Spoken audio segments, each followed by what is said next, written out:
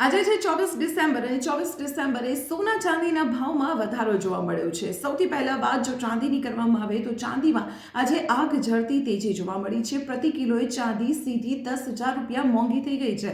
છેલ્લા થોડા દિવસથી ચાંદીના ભાવમાં સતત વધારો થઈ રહ્યો છે। રોકાણકારોની પહેલી પસંદ પણ બની રહ્યું છે। ત્યારે આજે અમદાવાદમાં આ વધારા સાથે ચાંદીનો ભાવ પહોંચી ગયો છે 2,33,000 રૂપિયા પર।